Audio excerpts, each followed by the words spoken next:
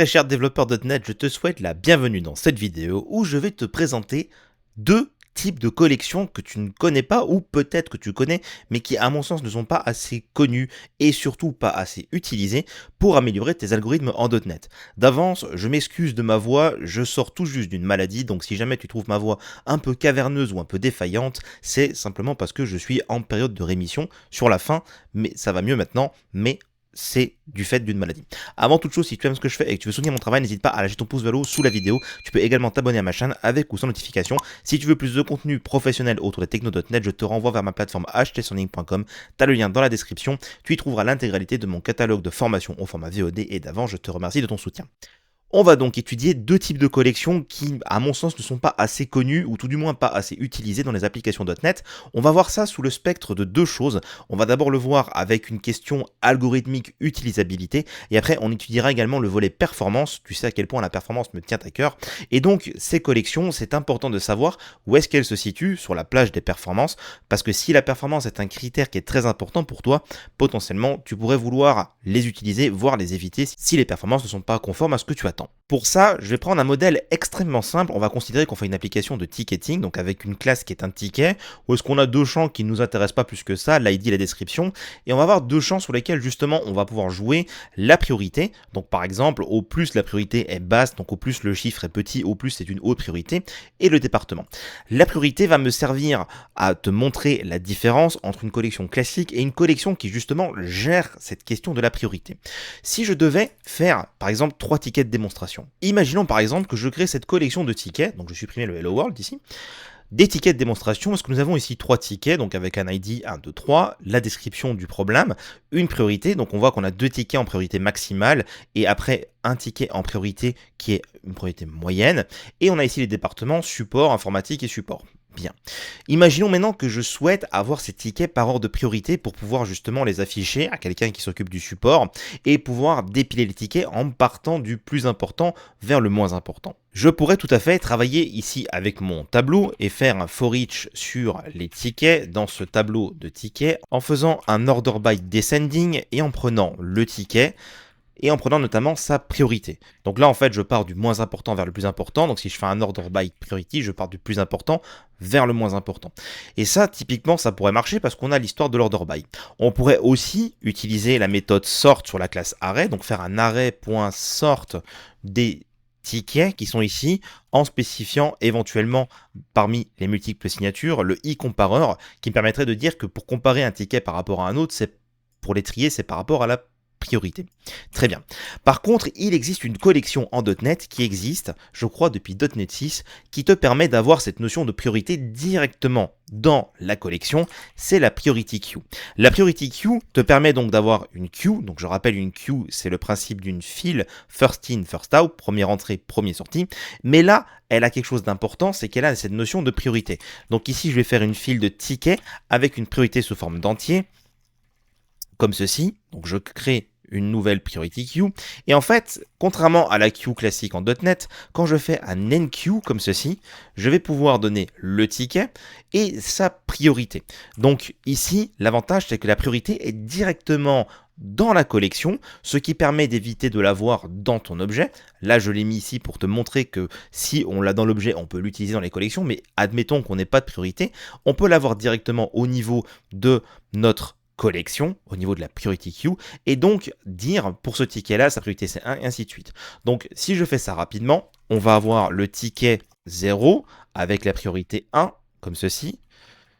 Je vais avoir le ticket 1 avec la priorité 1 et le ticket 2, tout du moins l'index 2 avec la priorité 2. Comment est-ce qu'on va lire cette collection? On va faire un while queue.count est supérieur à 0. Alors pourquoi on fait ça? Tout simplement parce que c'est une queue et elle fonctionne exactement de la même façon que la queue en .NET classique, la queue sans la notion de priorité. C'est-à-dire que ici, on va récupérer un ticket en faisant un queue.dq et le dq en fait va simplement sortir le ticket de la queue et donc ici on va pouvoir écrire sur la console l'information du ticket. Lançons l'application. Et donc, comme on peut le voir, même si ici j'ai raté effectivement une parenthèse fermante, mais ce n'est pas très grave, on peut le voir qu'on a d'abord les priorités basses et puis les priorités hautes. En fait, la seule chose qu'il faut savoir, c'est que la priority queue, au plus la priorité est basse quand on fait un DQ, au plus il va sortir en premier. Ça semble contre-intuitif. On pourrait penser que le plus la priorité est haute, au plus il va sortir en premier, mais non, on a ici bien le DQ qui renvoie l'élément avec la lowest priority value. Donc en fait, il faut penser la priorité à l'envers, si je puis dire ça comme ça. Au plus c'est bas, au plus ça va être sorti rapidement de cette priority queue.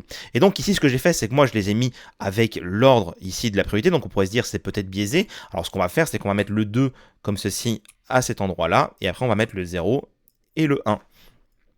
Comme cela, en donnant les priorités. Donc au final, j'ai changé l'ordre dans lequel je les ai ajoutés, parce que n'oubliez pas qu'une queue c'est first in, first out. Donc vu que je les avais mis dans le bon ordre par rapport à la création, on pourrait se dire que peut-être que c'est ça qui a fait que ça a joué le jeu. Mais si je relance, on peut voir ici que j'ai le ticket 1, 2, 3 par rapport à leur priorité. Et si je décide de changer la priorité, par exemple, je mets ici 1, 2 et 3, même si là la priorité, on va la changer ici aussi pour que ce soit un peu plus logique. Donc en fait, l'ID correspond à la priorité, et que là je les ai mis dans un ordre totalement aléatoire, on peut voir qu'on a priorité 1, 2, 3 qui ressort. Donc en fait, le DQ qui est ici respecte bien cette notion de priorité. Maintenant, ce qui est important de savoir, c'est qu'en est-il de la performance de cette collection du point de vue de deux aspects. Parce que là, on peut voir que l'usage au niveau algorithmique semble être logique et assez accessible.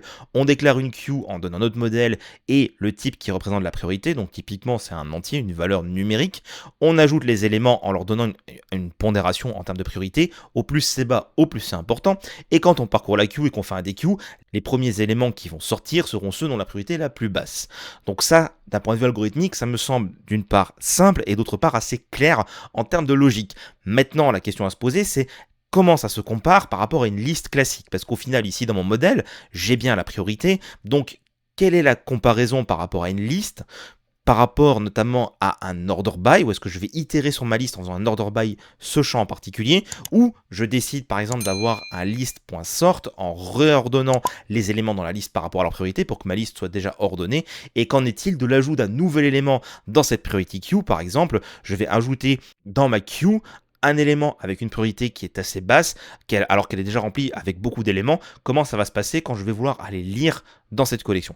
Donc pour ça, comme à chaque fois, rien ne vaut un petit benchmark, je l'ai préparé d'avance, je te le montre rapidement. Donc le benchmark est le suivant, on va bien entendu surveiller la mémoire, ce qui est assez important je pense.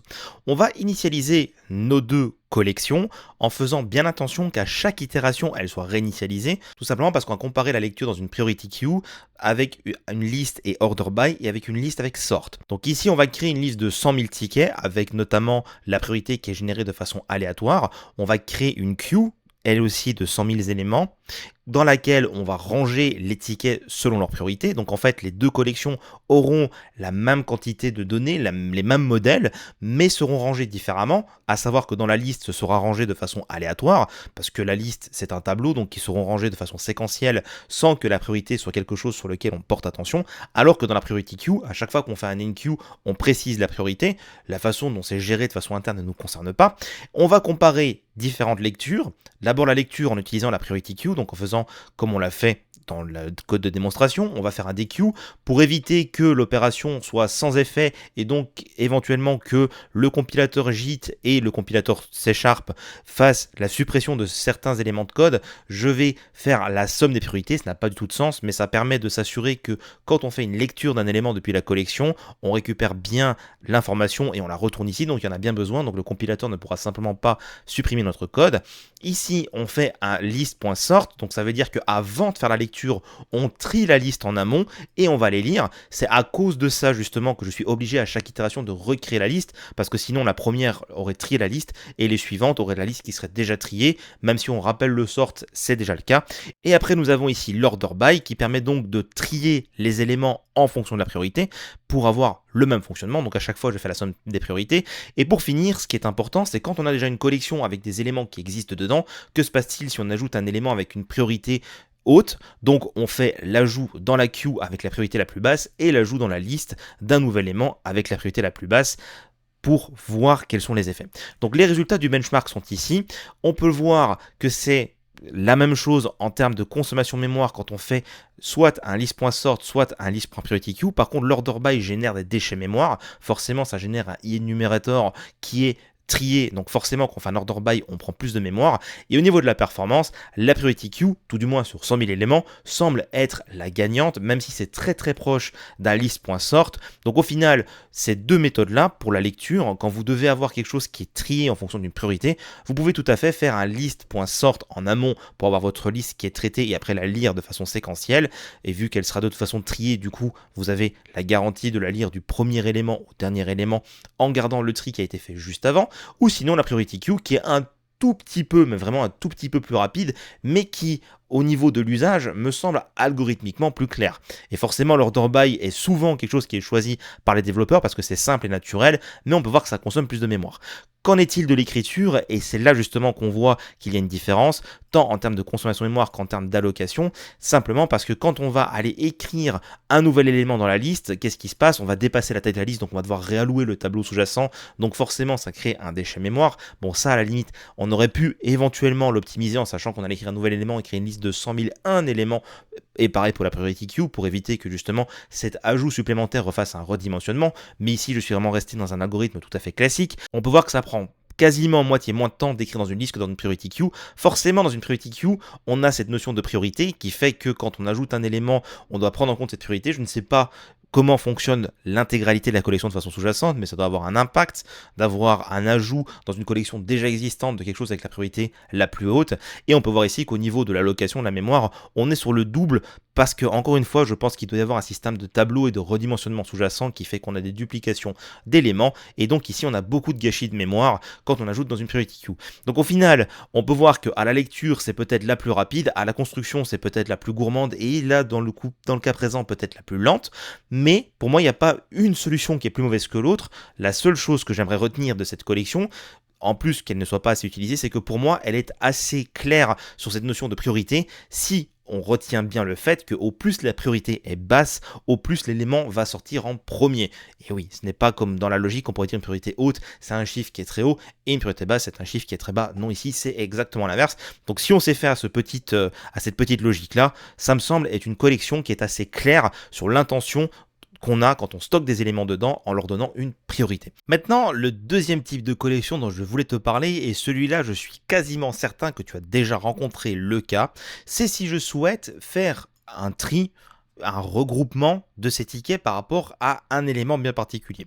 Par exemple, ici, on va mettre de côté la priorité, on va se contenter du département. Je souhaiterais avoir l'équivalent de pour tel département, voici ces listes de tickets. Donc ça, je vais le mettre ici, je vais supprimer tout ce code-là. Donc pour faire ça, ce que je vois très souvent, c'est qu'on fait un nouveau dictionary avec ici en clé la string, donc le département. Moi ici c'est une chaîne de caractères, mais typiquement la clé représente le type de propriété que tu veux mettre en tant que clé pour faire le regroupement. Et après, une liste de tickets, et donc ce qu'on fait, c'est qu'on itère sur les tickets pour pouvoir les ranger dans le dictionary. On peut aussi utiliser link avec tout dictionary. Bref, dans l'idée, c'est qu'on fait typiquement ce genre de collection, un dictionary avec la clé qui correspond à notre élément de regroupement et la liste des éléments rattachés à cette propriété. Eh bien, sache qu'il existe une collection qui s'appelle le lookup, qui est en fait exactement cela. C'est-à-dire qu'ici, je vais faire un ticket.toLookup et je vais le dire en fait en faisant un toLookup, je vais simplement définir quel est le sélecteur de la clé. Et donc ici, je vais faire un t.département. Et en fait, le lookup, qu'est-ce que c'est? C'est que je vais pouvoir itérer sur chacun des éléments dans ce lookup. Et en fait, ça va me donner un grouping, donc l'équivalent du group by, avec la clé et le ticket. Donc je vais avoir les éléments en fonction du regroupement. Donc ici, si je fais un item point qui, je vais avoir accès à la clé, donc le nom du département. Et si je fais un item point toList, je vais récupérer la collection des éléments rattachés à ce département.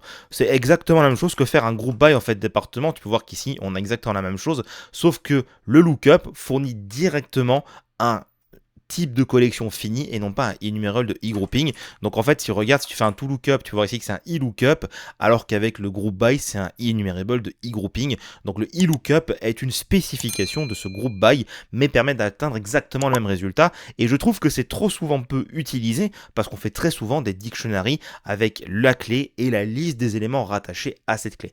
Maintenant, comme à chaque fois, je trouve que le lookup est, à mon sens, assez explicite, mais comme à chaque fois, ce qu'il convient de faire, c'est de le comparer par rapport à la collection qu'on aurait tendance à utiliser, ici le dictionary.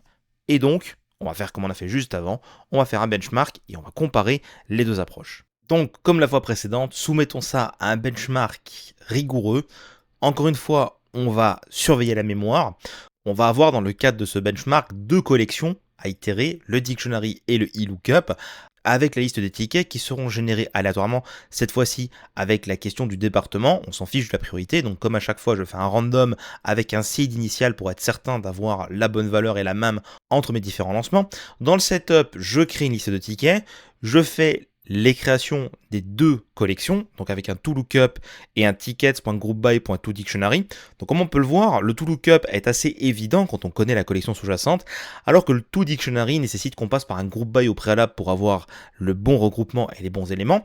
Maintenant, ce qui est intéressant de mesurer, c'est quid de la création de ce type de collection, donc quelle est la durée et le coût en mémoire de créer un lookup versus un dictionary. Parce qu'on voit bien ici que pour créer un dictionary, il faut d'abord passer par l'étape group by, donc est-ce que ça aura un coût ou pas. Le lookup en interne, lui, fera un group by, mais est-ce qu'il est plus optimisé? Et ensuite, ce qui va être intéressant de vérifier, c'est justement de parcourir les collections et de faire quelque chose. Donc ici, ce que j'ai décidé de faire, c'est simplement de compter le nombre de tickets par rapport à un département.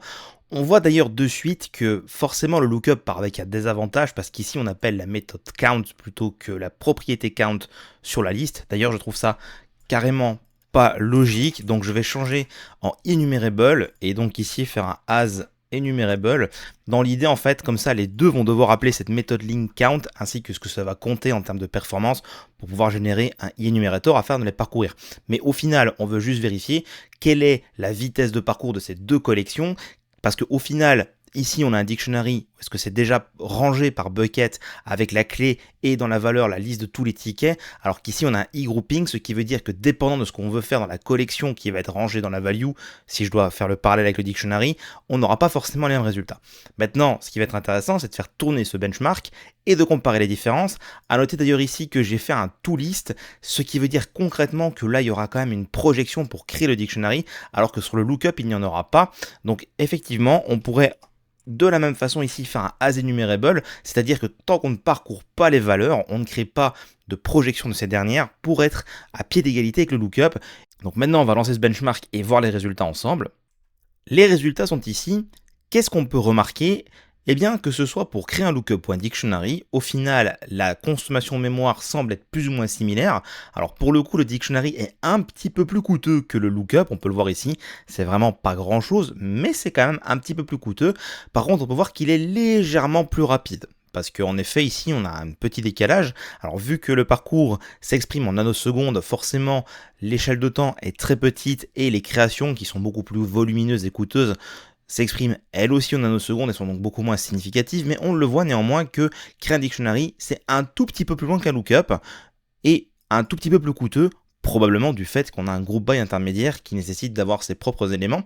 Et quant à l'exécution, quant à la lecture, on remarquera ici que la lecture d'un lookup est plus lente, presque 2 fois plus lente qu'utiliser un dictionary pour la lecture, et quand bien même les deux font usage de link avec le count, on peut voir que seul le lookup va allouer ses 48 bytes de mémoire pour le enumerator lié à l'opérateur count.